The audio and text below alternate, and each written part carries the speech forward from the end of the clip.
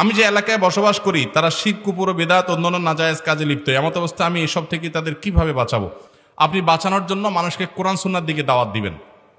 সাধারণ মানুষ অতিরিক্ত ফতোয়া দেওয়া দেওয়ি করবেন না, দিয়ে এলাকার ভিতরে গন্ডগোল ফাসাদ বাধাই দিবেন না।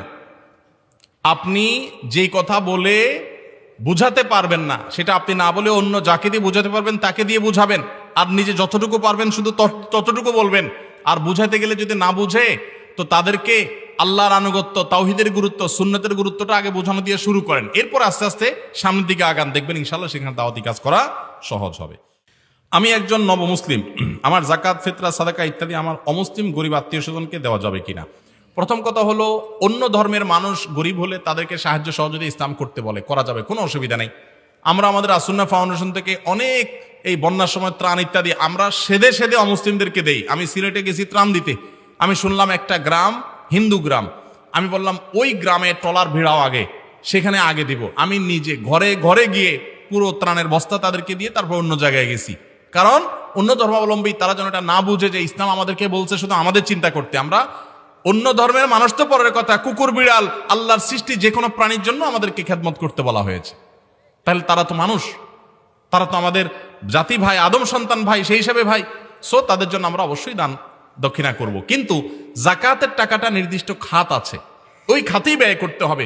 যদি অন্য ধর্মাবলম্বী কাউকে যাকাতের টাকা দেন এই আশা যাতে করে তিনি ইসলামে আসবেন, অথবা তাকে মনোরঞ্জন করলে ইসলাম মুসলমানদের উপকার হবে, তাহলে সে উদ্দেশ্যে দিতে পারেন, যদি এটা নিয়ে আমাদের ইখতিলাফ আছে। অতএব আপনার মা, আপনার আত্মীয় স্বজন কাউকে যদি গরিব হয়, মা তো না, আত্মীয় স্বজন গরিব যদি হয়, তাহলে তাকে যদি আপনি যাকাতের টাকা দিলে সে মনে হয় যে তাকে হেদায়েতের আশা করেন, তাহলে অনেকগুলো আমাদের মতে সেটি জায়েজ আছে। ধূমপান করা ইমামের পিছনে নামাজ হবে কিনা? ইমাম আবার ধূমপান করেনি রে ভাই। আচ্ছা, কোথাও থাকতে পারে। ইমাম যদি ধূমপান করে তাহলে ইমামের পিছনে যদি নামাজ পড়ে ফেলে কেউ, নামাজ হয়ে যাবে। কিন্তু কমিটির লোকদের, এলাকার নেতৃত্বশীল ব্যক্তিদের কর্তব্য হলো এরকম ব্যক্তিকে ইমাম হিসাবে নিয়োগ না দেওয়া। যদি দেওয়া থাকে আগে, তাহলে বরখাস্ত করা, উপযুক্ত ইমাম নিয়ে আসা। কারণ যে ব্যক্তি ধূমপান করে সে গুনাহে লিপ্ত, সে নাজায়েজ কাজ করে, সে গুনাহের কাজে লিপ্ত, যার কারণে সে ফাসেক। আর ফাসেক ব্যক্তিকে ইমাম হিসাবে নিযুক্ত করা জায়েজ নাই। কিন্তু যদি এরকম ফাসেক ইমামের পিছনে নামাজ পড়ে ফেলেন যে আশপাশে আর মসজিদ নাই, আমি বাধ্য হয়ে পড়ে ফেলছি, আপনার নামাজ হয়ে যাবে। কিন্তু উচিত সবাই মিলে এরকম ইমাম বাদ দিয়ে সেখানে ভালো ইমাম নেওয়া। মানুষ মাত্রই ভুল ত্রুটি হয়, কিন্তু প্রকাশ্যে যে ভুলগুলো মানুষ করে বেড়ায়, এই ফাসেক মুআল্লিম এরকম ব্যক্তিকে ইমাম হিসেবে নিযুক্ত করা জায়েজ নাই। কমিটি যদি নাকে তেল দিয়ে ঘুমান আর এরকম ফাসেক ইমাম নিয়োগ দিয়ে রাখেন, তাহলে সেক্ষেত্রে কমিটির সবাই গুনাহগার হবেন।